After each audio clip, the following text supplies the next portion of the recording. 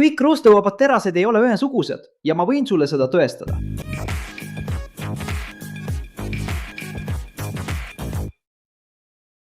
Tervist inseneriteaduse huvilised! Täna räägime materjalist, mis on praegu sõna otseses mõttes sinu ümber. Jah, tõenäoliselt on sinu lähedal vaid mõne meetri kaugusel roostevaba terast. See võib olla sinu köögis, haiglas, autos või isegi mõnes suures tööstuslikus ajatises. Roostevaba teras on kõikjal ja see pole juhuslik. See on vastupidavuse, hügieeni ja tugevuse sünonüüm, kuid on üks oluline detail, mida paljud inimesed eiravad. Kõik roostevabad terased ei ole ühesugused ja sellesse uskumine võib minna kalliks maksma, väga kalliks. Vale tüübi valimine võib põhjustada korrosiooni, materjalirikkeid ja kahju. Alustame siis algusest. Mis teeb roostevabast terasest roostevaba? Vastus peitub kroomis. Kui terases on vähemalt 10,5% kroomi, tekib pinnale nähtamatu kiht, kaitsekile, mis takistab korrosiooni. Ja mis kõige muljet avaldavam, see kiht taastub ise. See teebki roostevaba terase roostekindlaks. Aga see on alles loo algus, sest olemas on terve roostevabade teraste perekond, millel on erinevad koostised ja täiesti erinev käitumine. Ja just siin algabki tõeline mäng. Alustame kõige tavalisematest, austeniitsetest. Need on turu lemmikud. Mitmekülgsed, kergesti töödeldavad, korrosioonikindlad ja üldiselt mittemagnetilised. Kõige klassikalisem näide on kuulus 304. See on roostevaba terase universaalne valik. Seda leidub pannides, kraanikaussides, tööstuslikes mahutites ja haiglaseadmetes. Aga ta ei ole täiuslik. Keskkonnad, kus on palju kloori, nagu rannikualad või basseinid, võivad põhjustada korrosiooni. Siin tuleb mängu 316. Ja erinevus seisneb selles, et selles on molübdeeni. See element suurendab oluliselt korrosioonikindlust, eriti kloriidide vastu. Ja tulemuseks on see, et seda kasutatakse agressiivsemates keskkondades, keemiatööstuses, laevanduses, farmaatsiatööstuses. Aga muidugi, see maksab palju rohkem. Kas tasub kasutada 316 seal, kus 304 sobib? Jah, sobib küll, aga see on raha raiskamine. Nüüd, üks tõsine tähelepanek. 200 seeria siin pead olema eriti tähelepanelik. See perekond loodi selge eesmärgiga vähendada kulusid ja kuidas seda tehakse? Asendades nikli, mis on kallis, mangaani ja lämmastikuga. Seni on kõik korras. Probleem seisneb selles, mis selle vahetusega kaasneb. Me räägime nikli drastilisest vähendamisest umbes 8% kuni mõnel juhul peaaegu 1%. See mõjutab otseselt korrosioonikindlust. Ja tegelikult nõrgendad sa just seda, mis teeb roostevaba terase roostevabaks. Passiivkihti. Ja veel, see kokkuhoid toob peaaegu alati kaasa teise kriitilise vähendamise. Kroom, mis langeb umbes 18% kuni 13%. See tähendab, et sa vähendad 2 peamist elementi, mis vastutavad materjali kaitse eest. Ja tulemuseks on teras, mis näeb küll välja nagu roostevaba, kuid tegelikult on palju vastuvõtlikum korrosioonile. Ja siin tuleb mängu veel üks ohtlik aspekt. 200 seeria terased jäävad endiselt austeniitseteks, ehk siis need ei ole magnetilised. Seega see magnetitest ei tööta. Võid arvata, et ostad midagi, mis on võrdväärne 304-ga, kuid tegelikult saad palju kehvema toimivusega materjali. Aga see ei tähenda, et 200 seeria pole millekski kasulik. Seda võid tõesti kasutada, kuid ainult rakendustes, kus korrosiooninõuded on madalad ja keskkond on kontrollitud. Probleem tekib siis, kui seda kasutatakse vales kohas või müüakse millegi muuna, kui see tegelikult on. Siis tuleb kahju kiiresti. Nüüd räägime ferriitsetest. Nendel on hoopis teistsugune eesmärk. Need on kroomipõhised terased, millel on madal süsinikusisaldus ja enamasti ilma niklita või väga väikese nikli kogusega. Ja see toob kaasa 2 olulist tagajärge. Esiteks on need magnetilised. Jah, siin jääb magnet vaieldamatult külge. Ja teiseks, need on odavamad. Ja põhjus on lihtne. Ilma niklita langeb hind. aga kuidas on lood jõudlusega?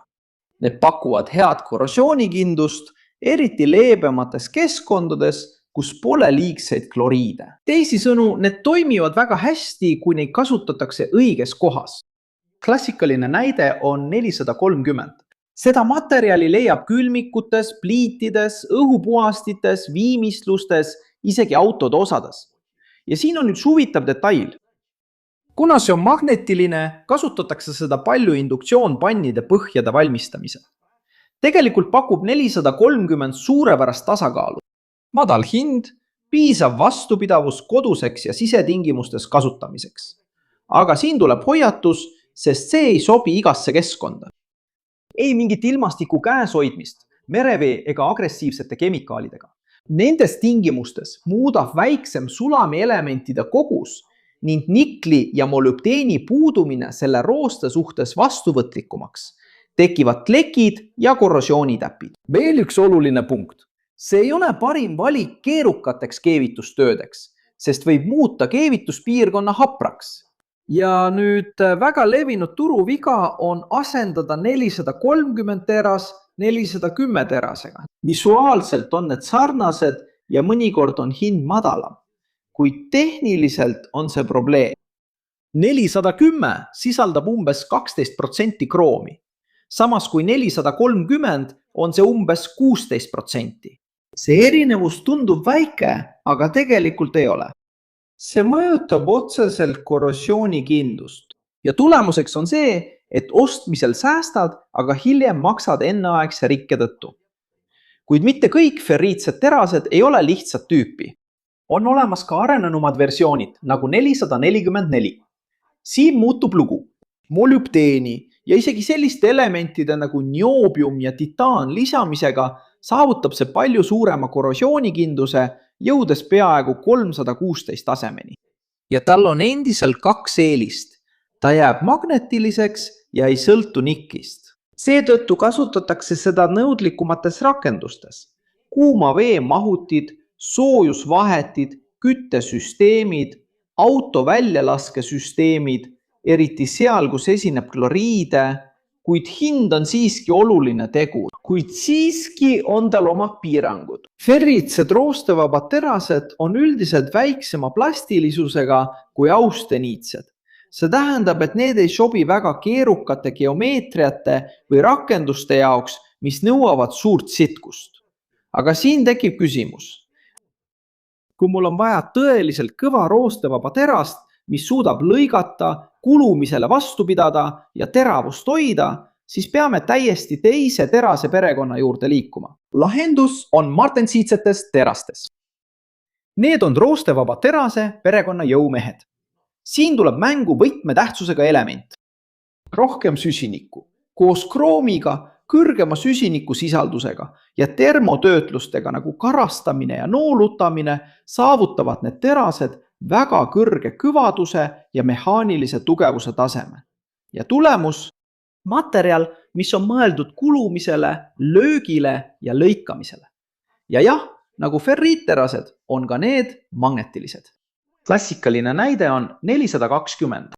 See teras on kasutusel nugades, kirurgilistes instrumentides, tööriistades, võllides, laagrites, kõiges, mis peab vastu pidama löökidele ja säilitama jõudluse. Suurvoorus siin on selge. Lõikeserva teravuse säilitamine. Seetõttu kasutatakse professionaalses noatööstuses palju rohkem legeeritud martensiitseid teraseid, nagu kroomi ja molübdeeniga. Kui nõutakse täpset lõiget ja vastupidavust, siis just seda tüüpi terast tuleb mängu. Aga sellel on oma hind ja just siin teevad paljud vea. Kõvadus tuleb korrosioonikindluse arvelt. Martensid terased ei sobi agressiivsetesse keskkondadesse. Ei mingit merevett, tugevad kemikaalid ega pidev kokkupuude korrosiooniga. Ja veel, need ei sobi ka rakendustesse, mis nõuavad suurt sitkust. See tähendab, et need võivad olla tundlikumad löökidele, mille tõttu võib tekkida murdumine ilma suurema eelneva deformatsioonita. Ehk siis, martensid teras on suurepärane, kui mängus on kõvadus ja kulumiskindlus, aga muudel juhtudel võib see olla male ja kallis valik. Aga mis siis, kui sa tahad mõlemast maailmast parimat?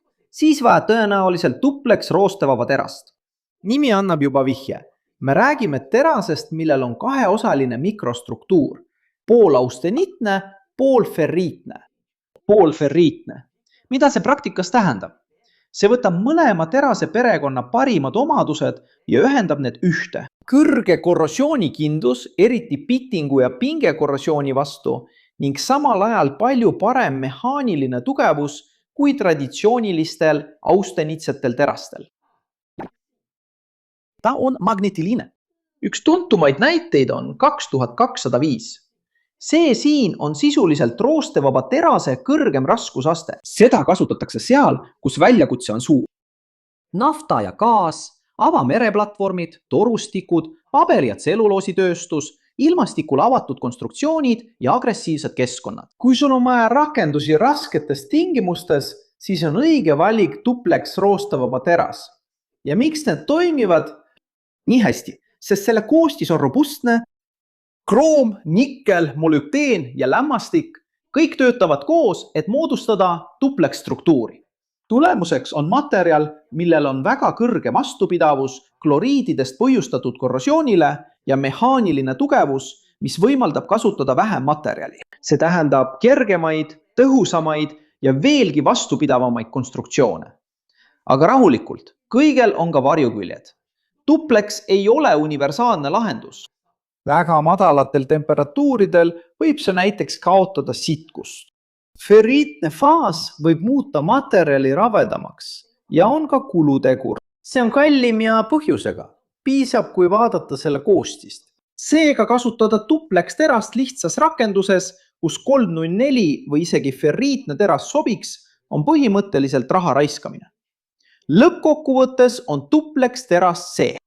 Kõrge jõudlusega teras, mis on mõeldud agressiivsetesse keskkondadesse, kuid nagu iga insenerimaterjal on selle kasutamine mõttekas ainult siis, kui seda kasutatakse õiges kohas. Lõppkokkuvõttes ei ole roostevaba teras lihtsalt üks materjal, vaid terve perekond täiesti erinevate omadustega. Ja sellest arusaamine ei ole ainult teooria, vaid just see eristab tõhusat projekti hilisemast kulukast probleemist. Kui sa oled siiani jõudnud ja sulle meeldis video, siis kindlasti telli kanal, kui sa pole veel tellinud, pane like ja aktiveeri teavituste kelluke. Ja kui leiad, et meie sisu on huvitav, kaalu liikmeks hakkamist, et aidata meil jätkata sisu loomist siin platvormil ja et sind meie videotes ära mainitaks. Ja kui sa oled siiani jõudnud, siis kutsun sind vaatama kursusi, mida me soovitame. Suuna siis oma telefon ekraanil oleva QR-koodi peale või klõpsa kirjelduses olevale lingile meie kursuste kohta. Sealt sa leiad kursused Exceli, 3D modelleerimise, AutoCAD-i, kõnekunsti ja paljude teiste teemade kohta. Ja need on meie selle kanali meeskonna poolt valitud kursused, mille kvaliteedis võime kindlad olla.